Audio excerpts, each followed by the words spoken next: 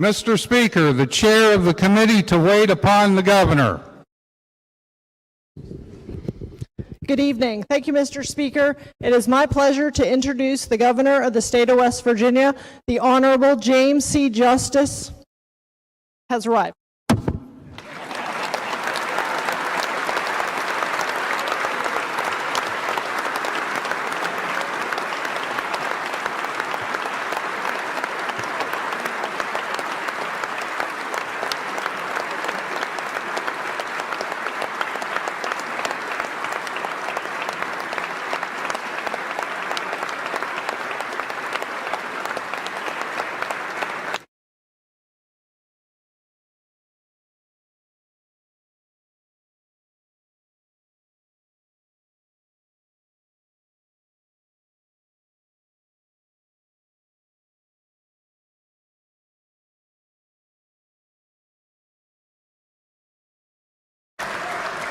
I want to make sure I get it right. I can't get there from here, guys. Yeah, but I'm going to do it the best. I think that's the president and that's the speaker. I think. Ladies and gentlemen, the governor of the great state of West Virginia, the Honorable Jim Justice.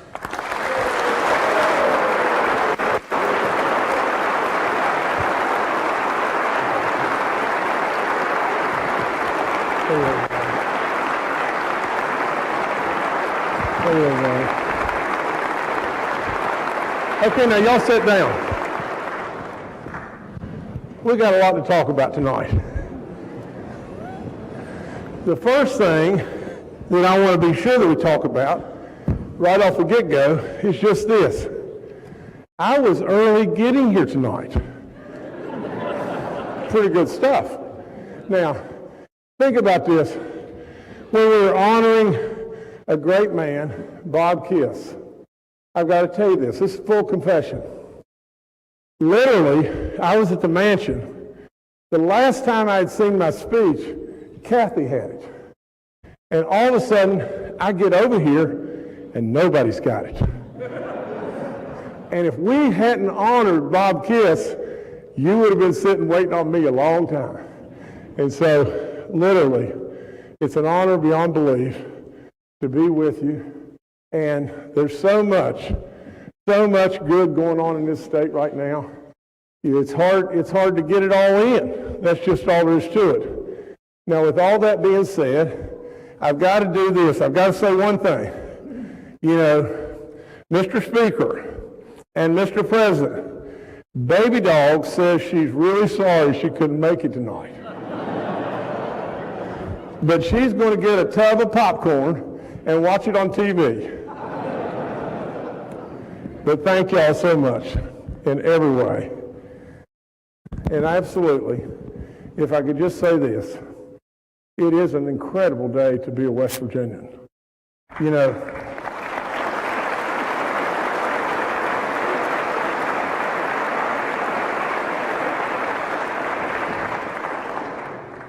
I like to always honor our First Lady. My daughter Jill's with her, and my son and and our daughter-in-law Jay and Catherine. Catherine had a little bit of a blood pressure issue today, and so they kind of bowed out. But nevertheless, thank y'all so much for all you do all the time.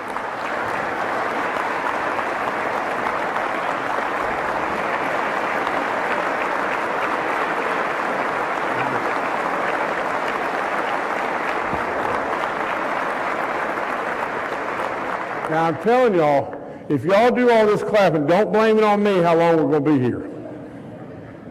I really appreciate that.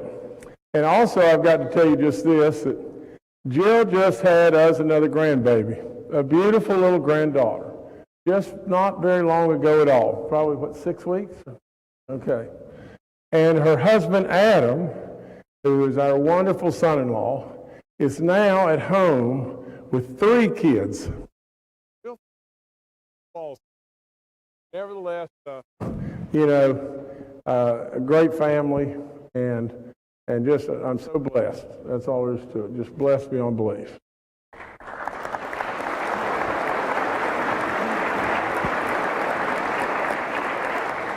If I could go through my cabinet, and I'm going to go through quickly and hold your applause, and then we'll catch it at the end. But we have a new cabinet secretary for DHHR, Dr. Jeff Coben, a new secretary of commerce in James Bailey. Our secretary of administration is Mark Scott. Our secretary of homeland security, Jeff Sandy. Our secretary of revenue, Dave Hardy. Our secretary of transportation, Jimmy Riston. Our secretary of veterans assistance, Ted Diaz. Our secretary of economic development, Mitch Carmichael. Our secretary of the arts, the culture, and history of this great state, Randall Reed Smith. Our secretary of tourism, Chelsea Ruby, is not with us tonight because there's a good chance she's having a baby right as we speak. Now, but if not, it will be here very, very soon. And the other person that's not here with us tonight is Harold Ward, our secretary of the DEP, and Harold is doing a phenomenal job. So, now you can give him a great round of applause.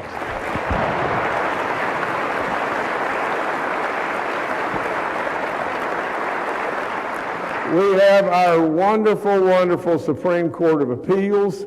With us tonight is Chief Justice Beth Walker, Justice John Hutchinson, Justice Haley Bunn, Justice Tim Armstead, and Justice Bill Wooten. Thank y'all so much.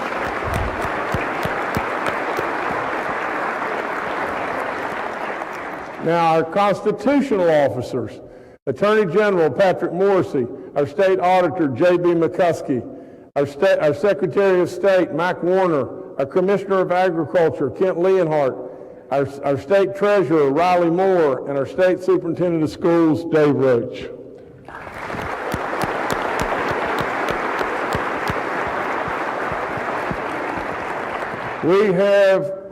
We have a beautiful young lady from our congressional delegation, and that is our great Senator Shelley Moore. Yeah, thank you.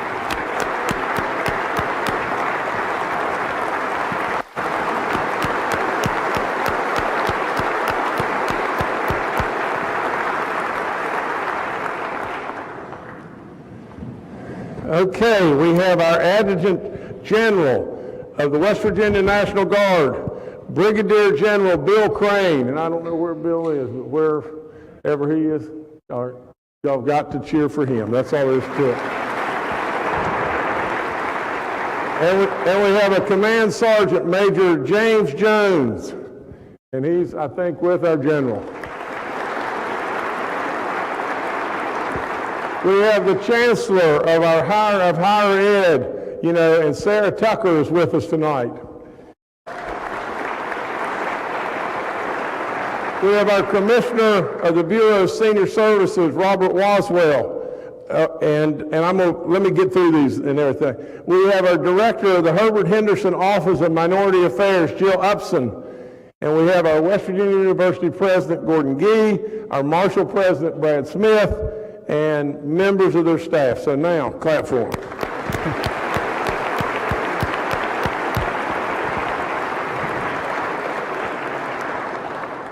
We have our COVID team. Now you just think about these people. These people literally never really took a dime hardly, didn't do anything but work, didn't have a playbook, didn't have anything to go by, and absolutely have guided us in every way imaginable. And a heck of a job they've done. Dr. Clay Marsh, General Hoyer, Dr. Amjad, now Dr. Christensen, and our Secretary Crouch and Dr. Coben. Please give them a round of applause.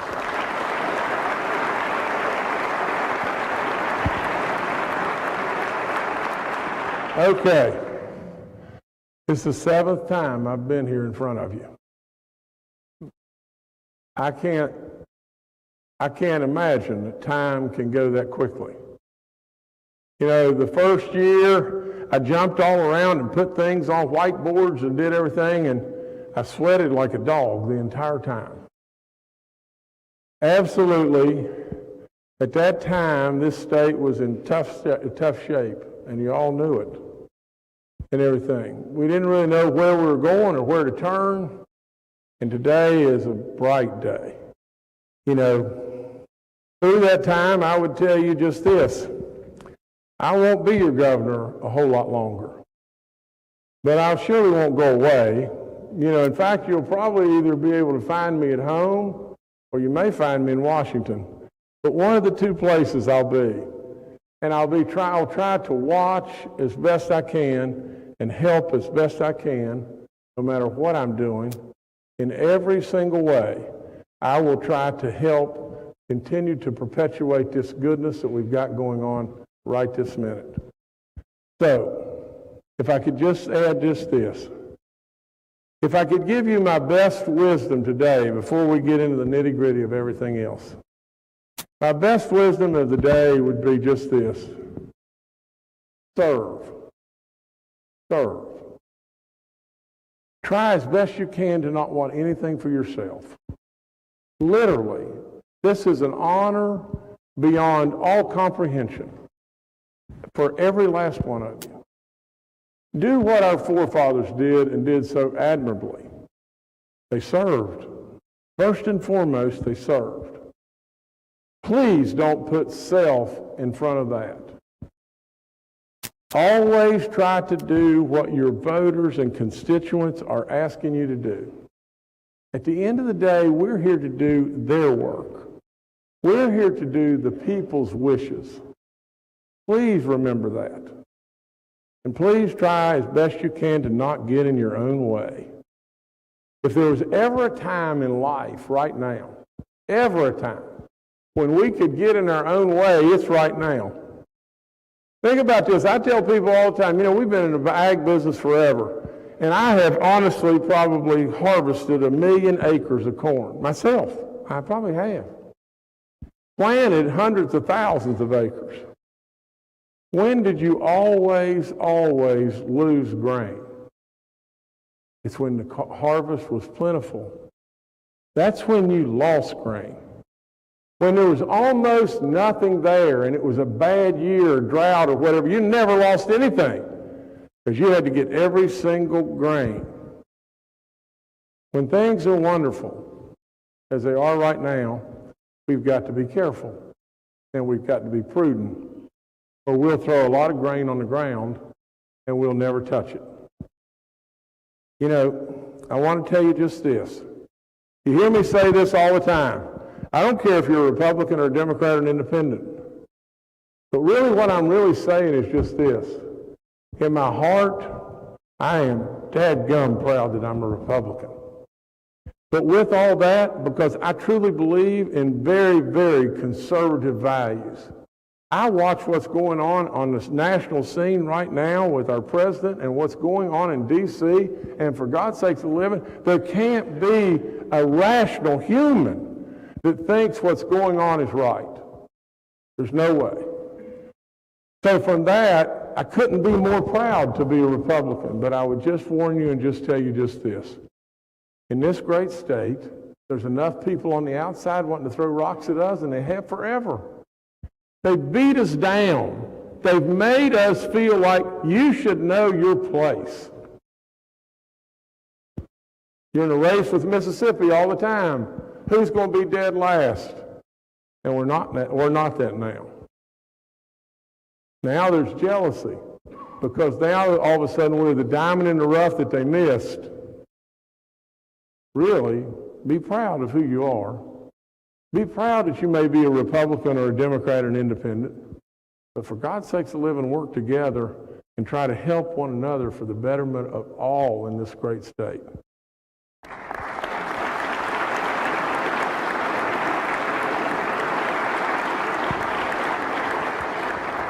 Now, we got lots to talk about, and I promise I will go as quickly as I possibly can go. There are so many exciting things. If we reflect back on the past just a second, and we're fair, we would say not many, many years ago, we didn't have anywhere to turn. Now, you can say what you want, but I'm a business guy, and I got that. And with all of that, you know, I could even go back further and further and further.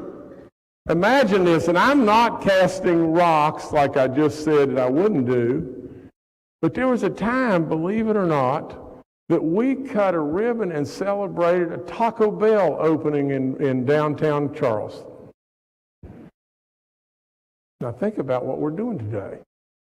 Think about the stuff that's going on today in this great state. You know, how did all this goodness happen? I believe with all my soul, first and foremost, it happened because of God above. I believe that with all in me. There's no way that any of us could have been smart enough to have written all this down and figured all this out. And he wants us to work hard, and he wants us to do our job. But I believe he is guiding this incredible state every single step of the way. We had to change our image. We had to make simple moves on the board in education. I mean, who in the world came up with the idea of grading our schools A through F? Think about this marketing plan. We're going to put them on a bell curve. We're going to have some A's and we're going to have some F's. And in the middle, we're going to have a lot of C's. So here's what we can do. We can go out and tell the world, come to West Virginia. Most of our schools are C's. How's that going to work? We got rid of it. Literally, at the end of the day, we got a lot still to do in education, but we made a commitment to move it to the front and let it be our centerpiece. Everybody that comes, that wants to come to West Virginia says, how are your schools? How are your roads? It's just that simple all the time. We did a Roads to Prosperity program that created instant jobs. We rewarded and looked after and tried to appreciate our veterans. And then we let tourism explode right behind that. We diversified. And we absolutely got on our way. And then along came COVID. And the cannonball hit us right dead in the stomach. And we then could have done what has happened in the past and really what those on the outside would have expected us to do. Become 50th again. You maybe had a blip on the screen, but go be 50th again. And we didn't do it, did we? We dug in and showed exactly what our medal is all about. And lo and behold, here we go. Now, I would say with all in me, who would have thunk it? Who would have ever thunk it? That today in West Virginia you'd have surpluses that are so large it's unbelievable. You would have Fortune 500, Fortune 100, whatever companies that are coming to West Virginia over and over and over. The roads are getting repaired everywhere. We're working on the water and sewer projects as fast as we possibly can, and we are that diamond. Now, get this. In 2022 alone, just think about this. We had 29 companies invest $6.19 billion in West Virginia.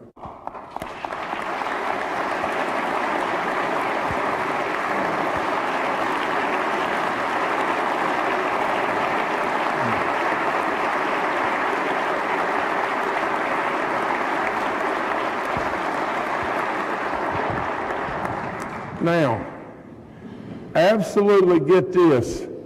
They brought us 3,300 new jobs and preserved 3,100 jobs.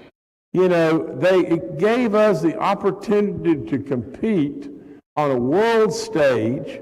It is unbelievable the value of what we did in putting money aside in this impact development projects to bring more and more folks here. Now, I'm going to read a list of folks, and I want you to stand, please, and let's absolutely let this great body absolutely cheer and honor you. Tonight, I am creating a different, we have a distinguished West Virginia, but I don't know that we really have anything that is as honorable as a distinguished West Virginian for our businesses. So tonight, I am creating the Business Knights of West Virginia. And what I want to do is let these great folks, when I read their names, be our first inductees. Then I'll read you the name of a couple more folks that are coming to West Virginia, and then you know what I want to do? I want to go back, and every single business in this state that contributes and helps us in every way, I want them to everyone be one of the business knights of this state. We'll send them a certificate, they put it up on their wall, and then I'm going to ask of them one thing. It's just as simple as this. I'm going to ask them to help all of us. to absolutely perpetuate this great, great, great message of West Virginia. Absolutely, our new business nights. And tonight, our first inductees, and I'm going to go through, from Berkshire Hathaway, Alicia Knapp, and if she could stand, I'm going to read through all of them, and then we'll clap for you, Alicia, and all of y'all. From Precision Cast Parts, Steve Wright. From Hope Gas, Morgan O'Brien. From Forum Energy, Mateo, and I'm going to mess this one up, Mateo. Okay, from Mountaintop Beverage, Jeff Sokol. From Omnis, Richard Kingen. And from Velasink, and this is Brian Joseph. From Pure Watercraft, Dennis Frihohi.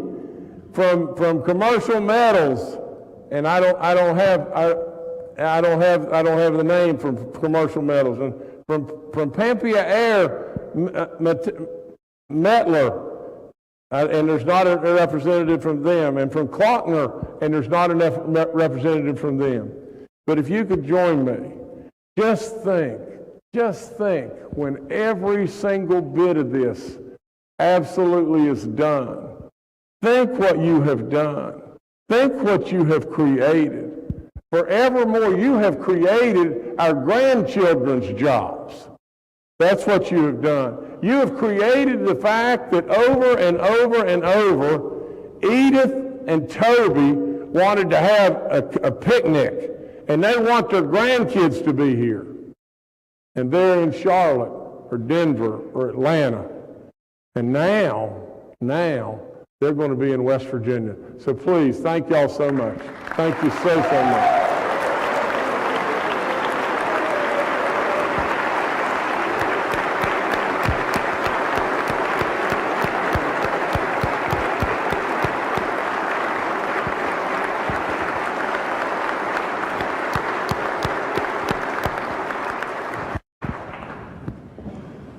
Now, just in the last little while, two more have come.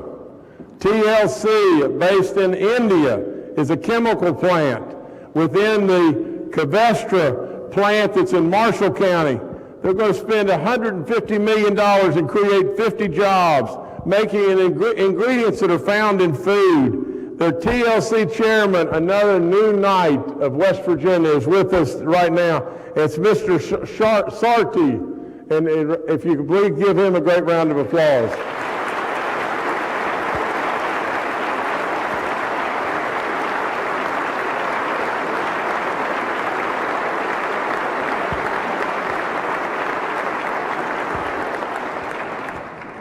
CM12 is with us tonight. And I don't know if it's CM12 or CM12, but CM12, tonight I'm proud to announce that the Civil Military Innovation Institute, CM12, based in Morgantown, has stood up as a one-of-a-kind military capability that is coming and operating and going to operate in Clay County. It is unflat believable that they're going to provide 50 jobs. CM12 has been awarded $100 million in a new contract from the defense people, and literally they are promising more and more and more to come. And boy, gosh, Zenobi Wochuk is with us tonight, and if you could stand, please.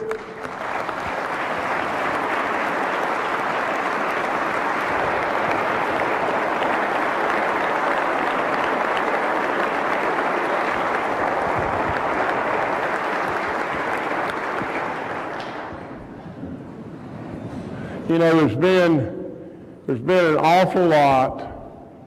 People never would have believed that West Virginia could have diversified.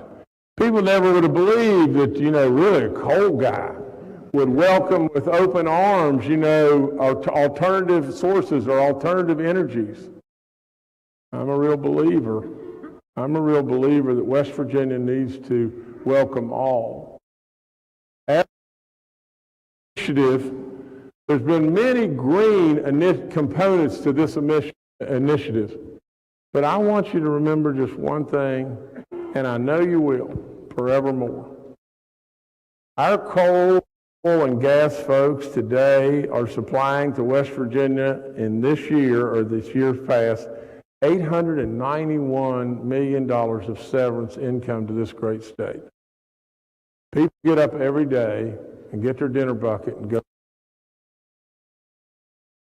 People are in 7,000 feet underground in 32 inches of coal and can't sit up all day long. And they do it for their families, and they do it for this nation, they do it for this great state, and they do it for all of us. Never, never will I, and never should you, ever forget the great work that the coal miners have done, or the great work the gas workers do, or the oil workers in this great state. Never turn your back on the greatness of our natural resources. Thank you so much.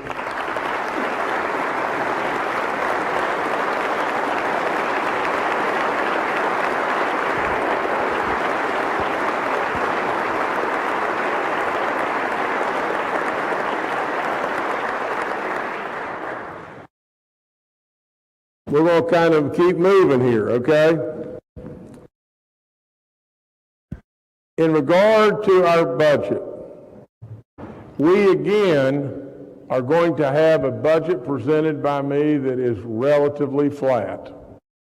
You see, I don't believe in using the rainy day fund to bail me out. I want to mind the store. Absolutely, I want to do what's right, absolutely from a business guy's standpoint. You know, we have funded projects out of surplus, one-time projects. We have not built base hardly at all. We have really looked after the store, and we expect, and we should, return on investment. With all that being said, absolutely, before I go further, I want to just say just this, that our retirees, gotten a lot of them. We haven't really necessarily forgotten them. But today, with inflation, with what it's at, imagine this. What I am proposing, two things. That for folks over 70 years of age that worked for us for 25 years, that we have a minimum salary that they'll receive of $1,000. Now, really and truly, it's surely not much of nothing.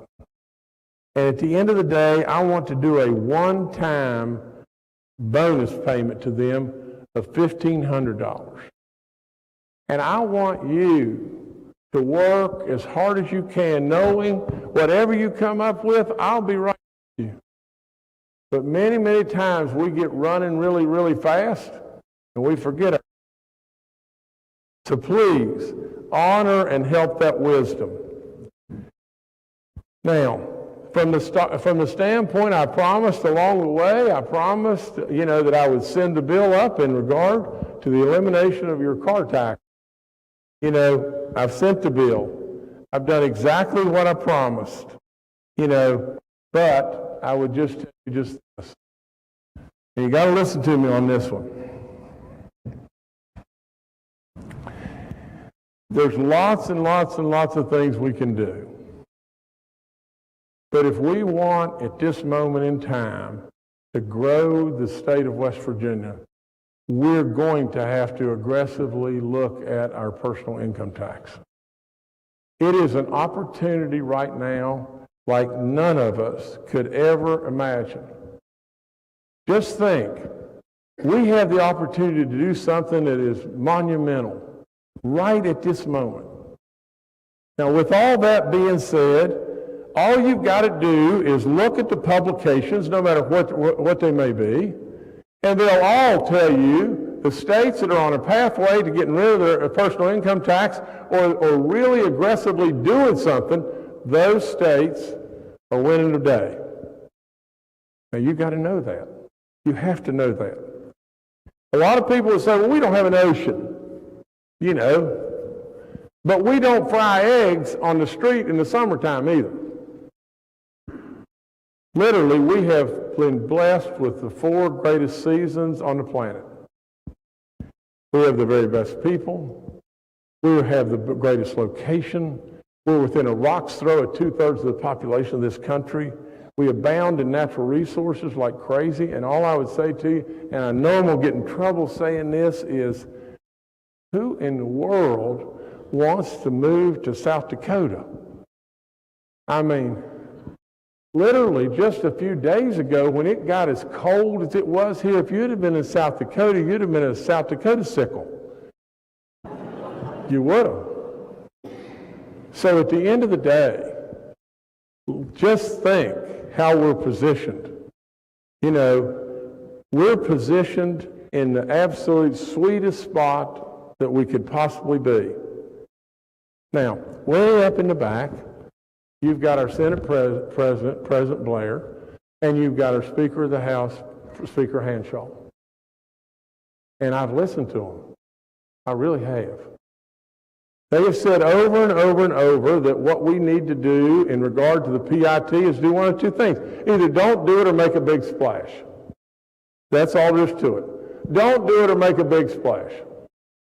And so here comes me cannonballing into the pool. And by God, I'll make a big splash. I will promise you that. But tonight, I'm proposing our West Virginia tsunami that the world will hear in every single way.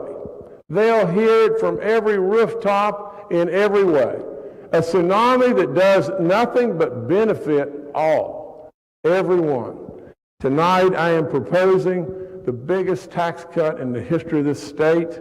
I'm proposing a 50% reduction in our PIT across the board now.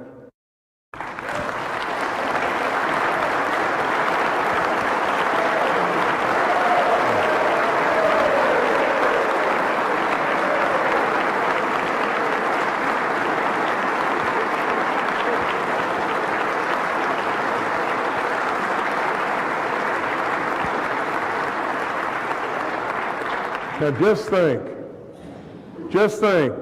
as we do this, it will take us 3 years to pull it off. But absolutely it is an aggressive pathway that will absolutely put unbelievable monies right back into all of our pockets. With all that being said, just think of this. For God's sakes of living, just think. Think of just this. Right off the get-go. 30% the first year, 10% the next year, 10% the next year. And then we step back and just see. With all that being said, think of how much if I were to walk into you and say, I'm going to put $1 billion back into our economy tomorrow, and the people will spend it. What will be the multiplier effect of that? Will it be 6 times or 10 times? Tomorrow, you have become your own stimulus package with 0 growth. Now, honest to Pete, absolutely. The word will ring all across the world, and people will come. People will really come. I have listened to the Senate. I have listened to the House. And absolutely now, I hope and pray that we'll move quickly, to just show the people just how serious we are in West Virginia and the fact that they have pulled the rope with us forever and ever and ever. You just think of the decades when they were in that race with Mississippi. And literally those folks absolutely today are hurting at the grocery store or the gas pump or whatever it may be, and we need to step up and help our folks and literally get on a pathway of doing something that's unflat believable. Now, there's other business and there's other budget items that I need to talk to you about. Like I said, there's a bunch of this, and I'm going to go as quickly as I can, but it is great stuff. You know, our hospitals are the lifeblood of all of our communities, are they not?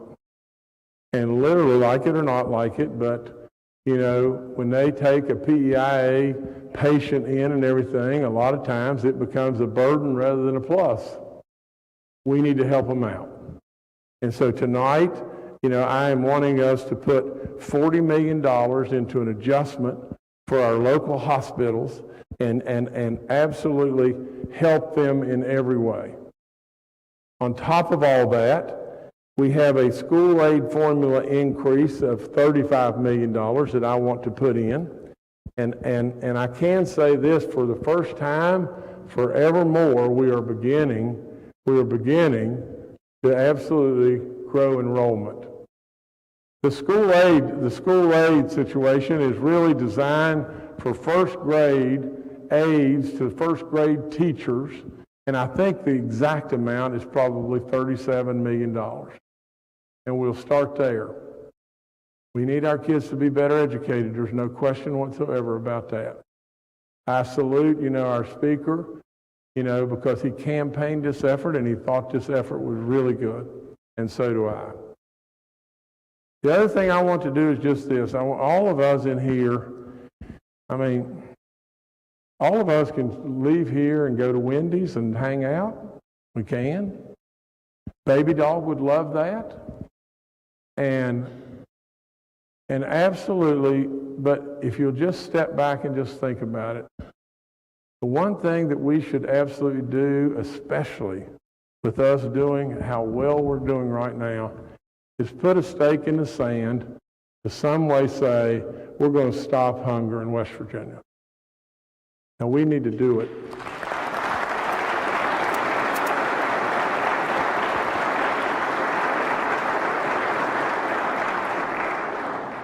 I've got to tell you just this, but I want to offer up for us to do the $1 million again to our big food banks, but I want to do one step more. Absolutely, right behind that, there was a fellow that was my uncle, and I never would have thought of this in a million years, but I just did the other day. He was 94 years old and died about 6 months ago, maybe 8 months ago now. And I did the eulogy at the funeral. He was one of 10 kids on my mom's side. At one time, of course, they never had indoor plumbing at my grandparents' house that I went to every time. His name was Posey Perry. And literally, he was such an unassuming guy, a Christian beyond belief.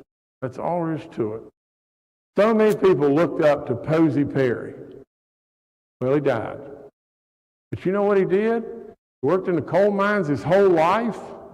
And then when he retired from the coal mines, he went to the food bank nearly every single solitary day. I want us to set aside $10 million in the Posey Perry Emergency Food Bank Fund, where all of our pantries or whomever it may be can draw on that.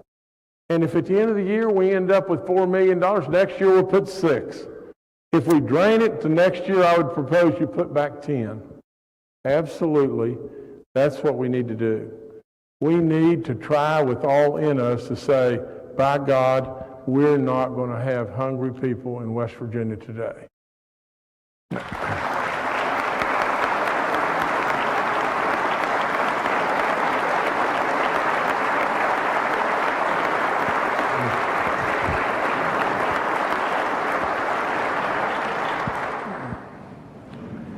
I am proposing with our ARPA dollars that have been sitting there a long time, I'm proposing with those dollars that are a total of $677 million, that we do with those dollars 2 things.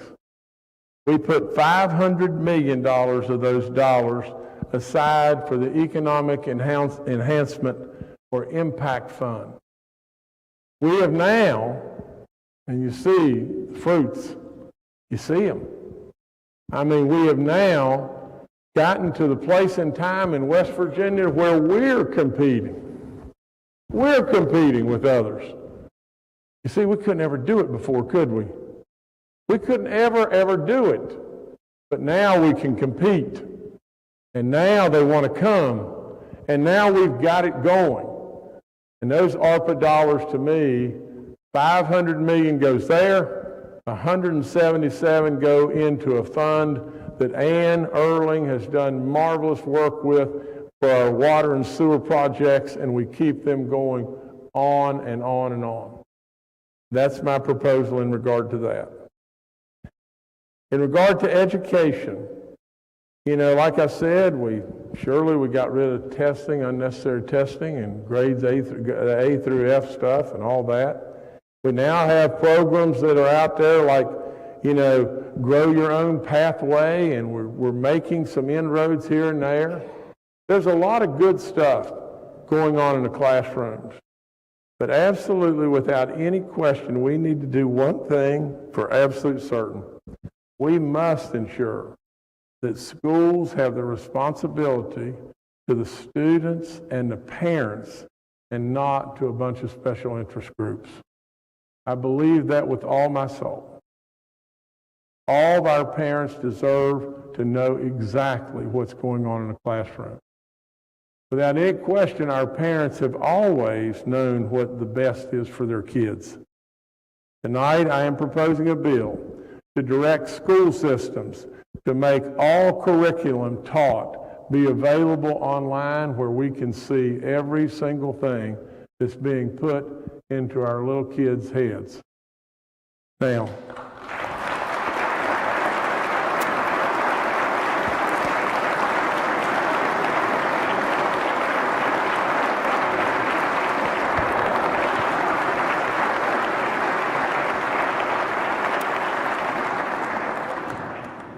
we have to make our schools safer, don't we? We've got school safety officer programs and everything, and we're trying. We've got to absolutely step up in any and every way we possibly can to try to absolutely everybody be vigilant in every way. A tragedy like we've seen many, many times across this country could happen tomorrow in West Virginia. But absolutely, with all in us, we have done everything that I know we can do, but we need to still do much more to ensure that absolutely our kids, when they come to school, they feel safe and they feel happy. Absolutely, to keep competing and to keep working on all this, I am absolutely proposing also the fourth time. Now, many of you may think, well, gosh, why do we need to keep doing this and everything? But really, when it really boils down to it, we've got to be able to compete. I am proposing for the fourth time a 5% pay raise to every one of our state workers. We can afford to do this. And absolutely, I think it gives us the opportunity to attract better and better and better. At the same time, our PEIA fund is going to get upside down and get upside down real quick. I want to put $100 million back into our PEIA fund and give every state worker a 5% pay raise.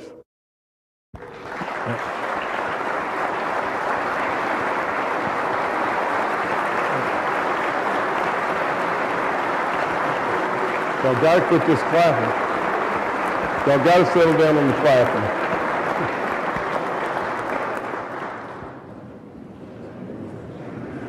Let me tell you about Hope Scholarship just one second. Hope Scholarship, and thank you guys. Thank you guys for standing up for Hope Scholarship.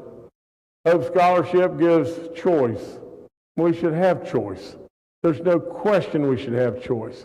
And as it continues to grow, why in the world do we need to hit these brick walls? What I want to do is bucket $15 million for thousands of families that can absolutely select choice and take advantage of the Hope Scholarship. Okay, now don't y'all get up.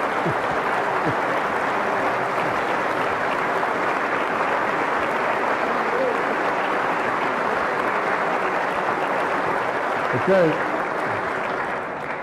I want to put $75 million in higher ed to work on deferred maintenance. We've let it go too long. Our buildings are about to fall down. Many, many, many situations. We've got to do something to help there. A bunch of you, the majority undoubtedly here, a bunch of you, as I, were so thankful by the reversal of how Roe v. Wade was overturned.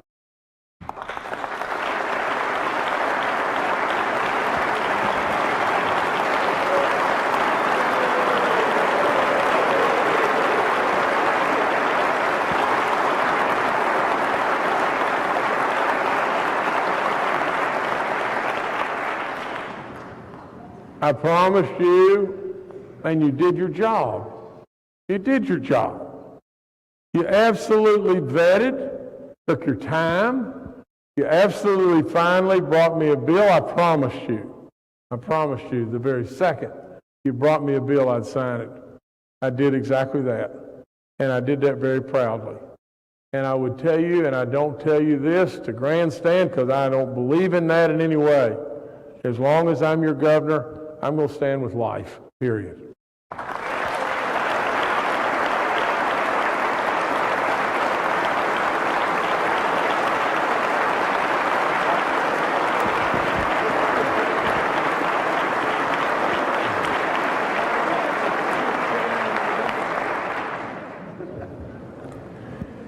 Additionally, I'm proposing that we take care of the moms.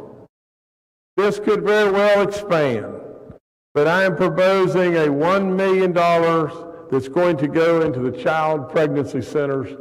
It'll make things better and make things safer and will help us in many ways there as well.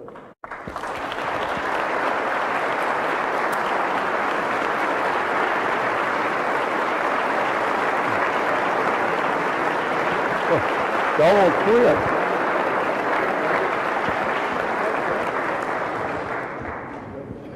Okay.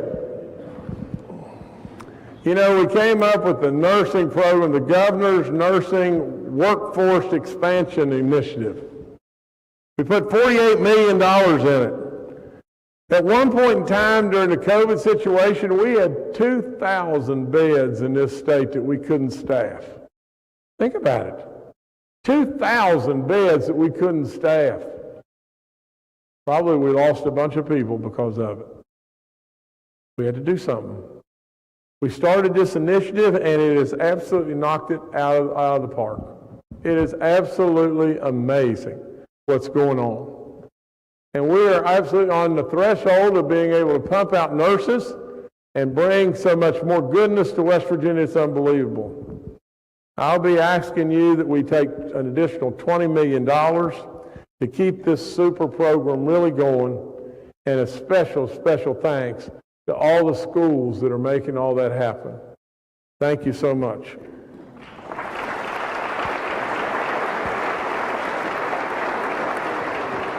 The EMS situation is the same thing.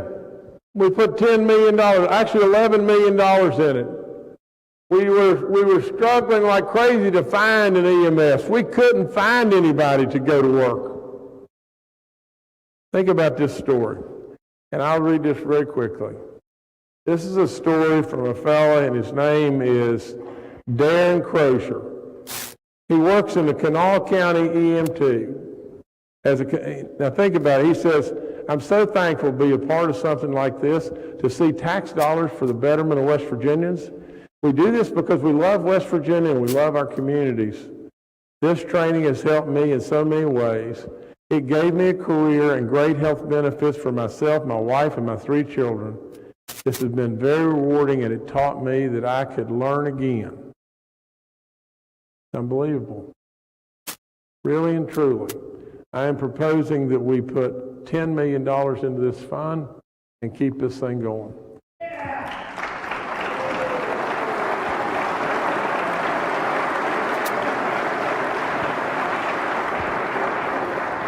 We have 2 wonderful people with us. We have our Teacher of the Year and our Service Personnel of the Year, Amber Nichols, and I guess this is Jacees Gross. If they're here with us, and where are they? Look at them. There they go.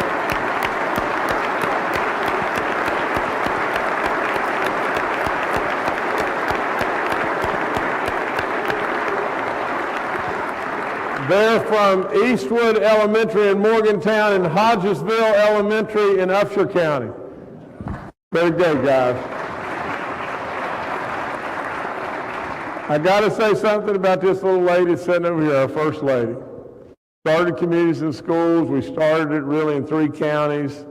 Berkeley, McDowell, and Wyoming counties. It started out in 9 schools and had 4,000 kids. Think about it. Today, they're in 38 counties. 208 schools, and they're touching 91,000 kids. Now, I'm telling you this, and you can believe it or not believe it. I don't blow smoke at anybody. Not at my daughter, not at my wife, not at you, not at anybody. I don't have time to do it. All I know to do is tell the truth as best I can possibly do it. I'm in the schools a lot, and I'm in the schools a lot. I coach, and I'm proud of it. I've been in the schools forevermore, and I'm telling you, and you can say what you want, I've never seen a program that works any better. It is unbelievable. You know, I want to read you this just very quickly, but a 17-year-old from Wheeling Park, this is her first year, this is the first year of the program in Ohio County. The site coordinator, noticed some irregular type things going on with this kid. Found out that this kid was taking care of her granddad, a veteran. Literally, they got involved from the community side, is exactly what Communities in Schools does. They got involved, and they were able to get the veteran benefits. They were able to help the kid, and the kid is doing really, really, really, really well. And one other thing that they've done is they absolutely started this initiative with therapy dogs. I got to tell you this. Tonight there's a lady with her. Her name is Sarah Linger. She is the site coordinator from Lewis County High School, and she has with her one of the therapy dogs. And baby dog is major jealous right now. But Sarah, if you would stand and absolutely I've got to, please, first there.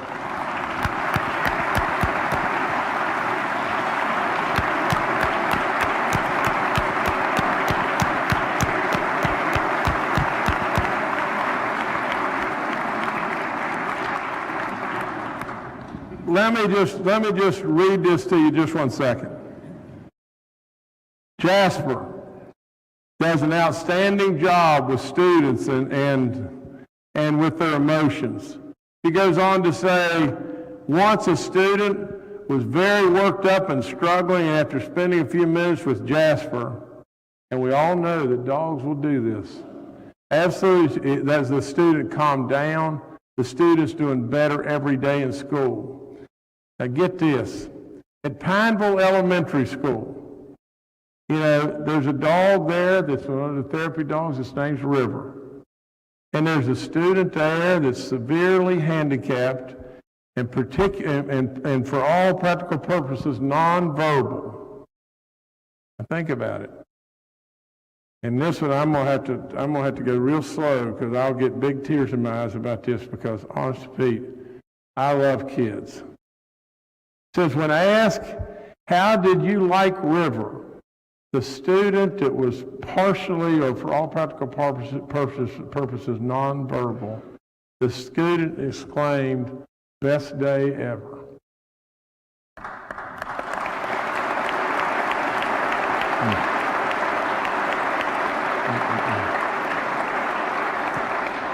So Kathy, thanks, and all I can say is just keep it up.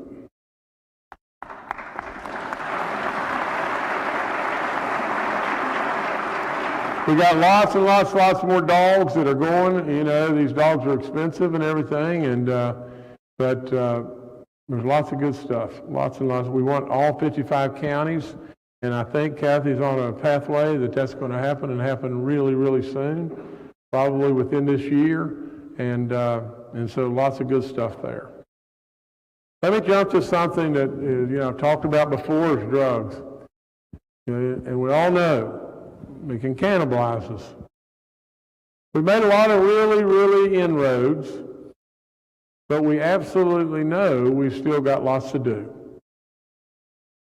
I can't say this any more bluntly because I don't know how to say it. If you look at what's going on at our southern border of this country, and you just think, why are we tolerating this? Why in the world are we continuing to allow drugs to flow all across this great country and thousands and thousands and thousands die? Why are we doing that? I just plain don't get it. But in West Virginia, just the other day, We had, through Homeland Security or some agency, I don't know exactly what it was, they seized some fentanyl, and that just small amounts, which was like 6 ounces, could have been enough for a lethal dose for 90,000 people of West Virginia. I don't know why in the world we continue on. It's a big problem. We should absolutely continue to support and to try to help in every way our programs like Jobs and Hope or whatever it may be. But we should absolutely know we've got to all be in this. Every last one of you has been touched by a terrible situation with drugs. It hurts our state. It hurts our employment. It hurts us in every way. And I wish to God above we had some real life help, from D.C. in regard to this. In regard to corrections, we have many, many vacancies. The last go-round, you came really close on locality pay. Some of our bordering counties, we have a 70% vacancy. You got to address that. Please address the locality pay, because we have we have an obligation to take care of our prisoners, and we're going to awaken to something not very good there if we don't watch out. DHHR, a hot button right now. That's all there is to it. You asked me to make it better. And absolutely, I have brought in a team like you can't imagine. I could go into all kinds of specifics with you tonight. But I can tell you that if you believed in what we did in COVID with Dr. Marsh and General Hoyer and literally now Dr. Coben, if you believe that, there's lots that we got to do. I want to listen to every one of your ideas. I want them to listen to your ideas. We all can do one thing if we will do it. We can make it better. It didn't get in this mess over the last couple of years. This is a culmination of a problem that's been there many, many, many, many decades. We can make it better. We need to listen to your ideas. You need to listen to ours. You need to absolutely bounce ideas off of Dr. Marsh and General Hoyer and Jeff Coben. Absolutely, I am as open-minded as one could ever be. I've got to tell you just this, though. Welch Hospital in McDowell County.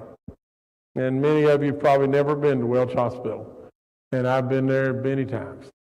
Welch Hospital is kind of in an area of the world that got left way, way, way, way behind. If I'm right about this, I think at one time McDowell County had 110,000 people in it. And now I think they've got less than 10. That hospital and everything has surely been tough going for everybody. That's all there is to it. It's been a drain on the state. It's been a drain on the county. It's been a drain in many, many directions. Through the great work, again, of Clay Marsh, General Hoyer, Jeff Coben, they have now, today, the McDowell County Commission took over the Welch Hospital, and WVU is going to take over the Welch Hospital and bring to the coal fields down there absolutely a shining light. We've got it off our backs, and this is an absolute accomplishment by those guys that could not have happened without those guys. Please give them a big round of applause because they've worked really hard.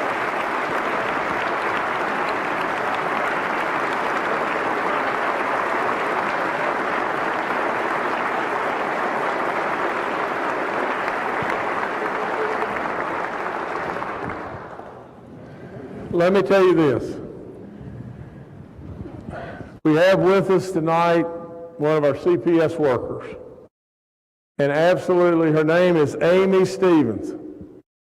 Amy's been with DHHR for 8 years now. She's got a story that's really neat. She walked in, she was a single mom, walked into DHHR probably to sign up for benefits, and found out the people that she was working with there, she liked them and everything was all good. And lo and behold, one thing led to another, and then all of a sudden she got off in trying to branch out into a new career, a social work. She became one of our CPS workers, and she's been at it for 8 years. And Jeff Pack, who was right with you not many years ago, oversees that for us. And Jeff reports that she is outstanding beyond belief. So where's Amy? If she's here with us, if she'd stand, right there she is, please give her a big round of applause.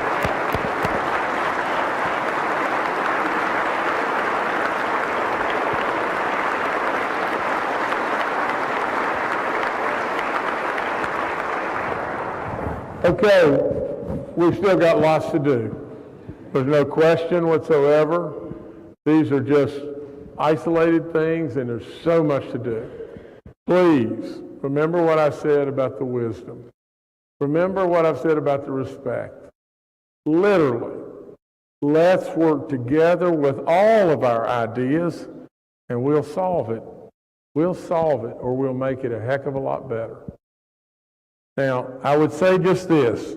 In this state, we've got plus or minus 1,000 foster kids, don't we? And a bunch of them don't have a home. We can go to Wendy's. And absolutely, Baby Dog can too. And we've got surpluses that are off the chart. I am challenging you right now. Find a way. Find a way to incentivize families to give these children a chance. A chance. They need it. Literally. I tell people all the time, if you're not doing this, you should. Take time to get involved some way in trying to help a kid. The giver is always the winner. You will not believe what it will do in transforming your life. These people need us, especially these wonderful kids. Now, if I could switch real quickly to just this, our National Guard. Think about this. 250 in 2022 were overseas. 550 worked in the COVID response. 350 worked at 30 different hospitals. 300 worked in corrections. For God's sakes, a living, they were even fighting fires. And then, of all things, they took helicopters when Andy Brashear called me and said, will you come and help? And I said, you dadgum right, we'll come. We'll bring the best of the best. And they went there and saved people's lives in those terrible floods in Kentucky. Please give our great National Guard an incredible round of applause.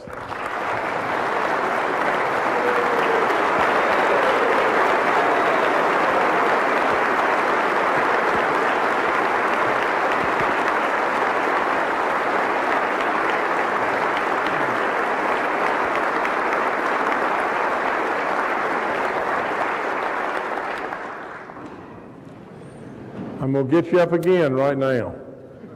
I'm sorry, but not really.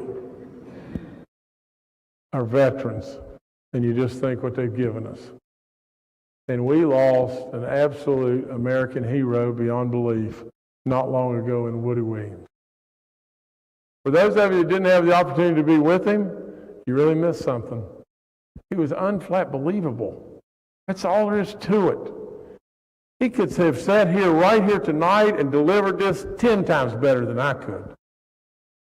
Absolutely somebody that believed in his heart, a Medal of Honor recipient. Absolutely somebody that believed in his heart to continue to do more and more and more for our Gold Star families. And it continues on right now. And tonight, Tracy Ross, Woody's daughter, and Brian Casey, Woody's grandson, are with us, and I don't know where they are either. Please, American hero, a hero beyond belief.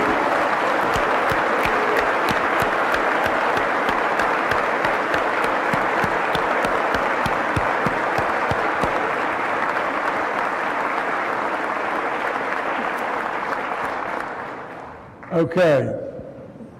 We're starting a program with not too much money. I think $500,000, and we'll start with 100 and see where it takes us. We're starting a program called Welcome Home Program, where we're going to have a $5,000 incentive to any veteran that wants to move back into West Virginia. Really, with what all's going on right now, if we can get this PIT thing done, we're going to get every veteran that wants to come, and we'll get veterans beyond belief and take absolutely their expertise and knowledge and make us all better. So this program is absolutely, I'm proposing that we do this program one time and see what the results are, and then I hope and pray we'll be able to expand it. So please, wait just 1 second. When you stand this time, stretch just a little bit, because this is the 7th inning and I'm winding down. So okay. Here's the one you stand and stretch a little bit on. Delegate Hornbuckle came to me the other day, and Dr. Alan Leader. They want to do something at Marshall University, and again, the size of the magnitude of this compared to all that's going on, surely we've got to step up in the African American community and try to help. What in the world is wrong with us to not step up? They want $1 million to go to Marshall University to be able to start the Center for Economic and Community Development in the African American community of Appalachia.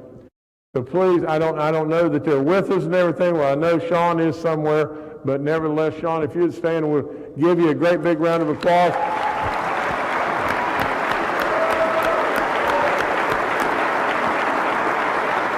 Now, stretch just a second. Stretch, you're good.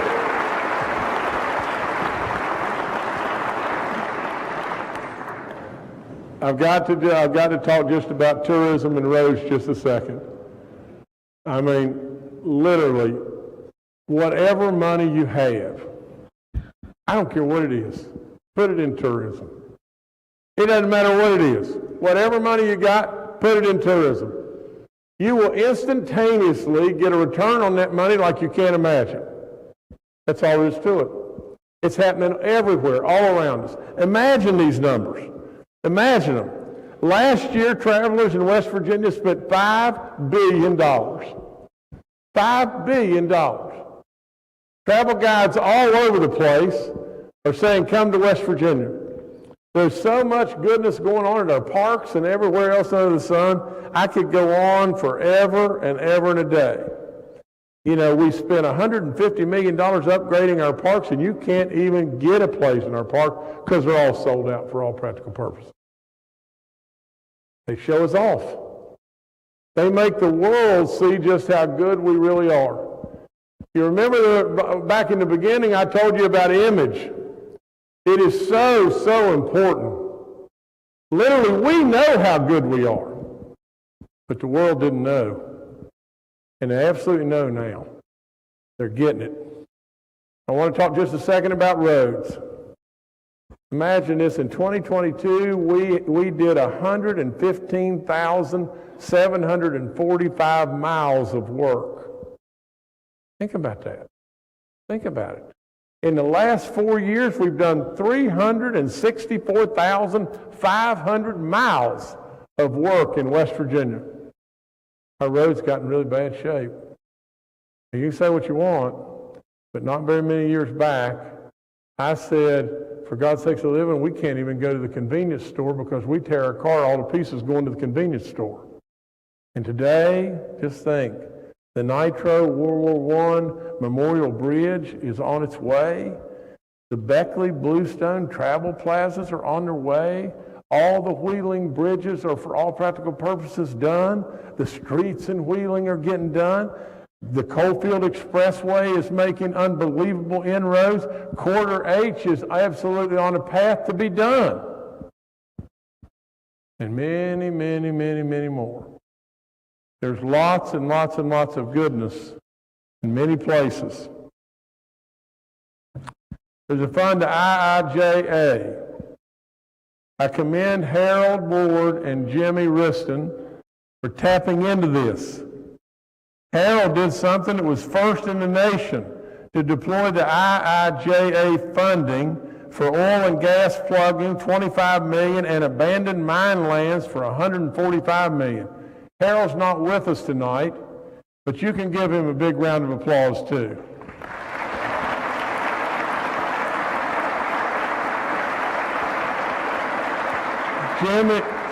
Jimmy's watching after this and taking full advantage of the Infrastructure Investment and Jobs Act, and there will be billions of dollars flowing into West Virginia. Now, we're on the home stretch now. You won't have to listen to me very much longer. Yeah, the pandemic was really tough, wasn't it? No playbook, tough. Through all that and everything, our labs, and I'm hoping and praying that we do this because no governor should face this again. Our labs have been on a burner, but then shoved to the back burner and shoved to the back burner and shoved to the back burner over and over and over. Big ticket item. Great big ticket item. If there's ever a time that we can build a new consolidated lab and bring them all under one roof and absolutely move into the century that we should be in instead of the dark ages, we need to do it. Now,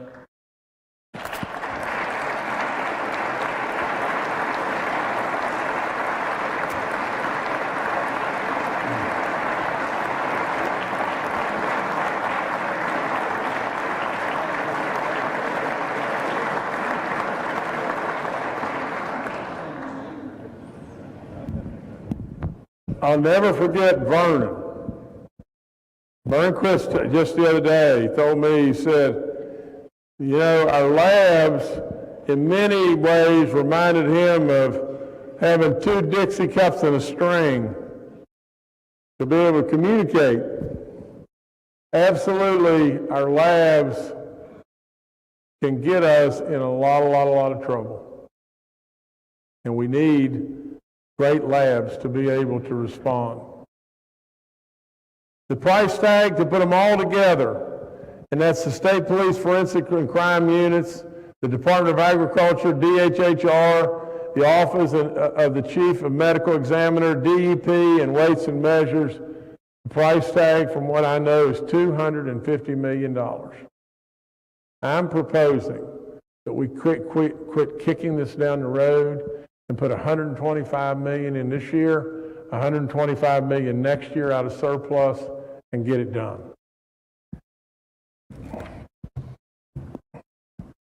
From a standpoint of broadband, I want to just tell you just this. We announced $1 billion program with the Senate, with the House, with all of y'all. $1 billion program on broadband. We wanted to touch 200,000 homes and new businesses, or businesses rather. I'm proud to announce now we've spent $548 million of that total investment so far. We're over halfway home. I know there's many of those dollars that still aren't hooking up people and everything because they're not done. But absolutely, I do believe by the time that I leave, we'll have absolutely surpassed the $1 billion. And that's good stuff. Now, I'm going to end with you on just this note. I'm going to end with you that your responsibilities and my responsibility is a daunting task. There's no question. I mean it when I tell you I love you with all my heart. Now, I'll argue with you, but I'll be respectful to you in any way and every way I possibly can be. You have not only a daunting task, but you have a daunting opportunity right now like nobody's business. You got to listen to me, and you got to trust me on this.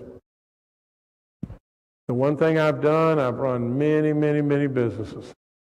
I've created thousands and thousands of jobs. I can tell you opportunity flashes in your face, and if you don't grab it, the door closes. It's just as simple as that. I would always remember without any doubt, you're here for Toby and Edith. You are. All of you are. I am. In every way. You're here for our children. You're here for our seniors. You're here for our new and old residents and our new and old businesses as well. You're here for all the generations to come. I mean this so profoundly, I couldn't possibly say it in any better than just this.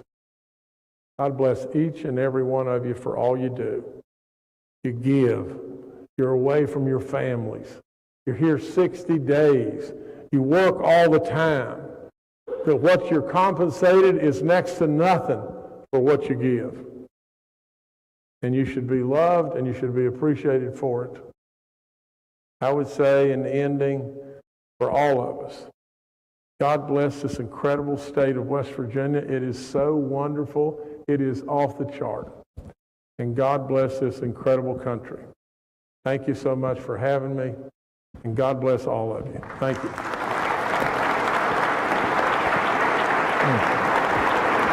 Thank all of you.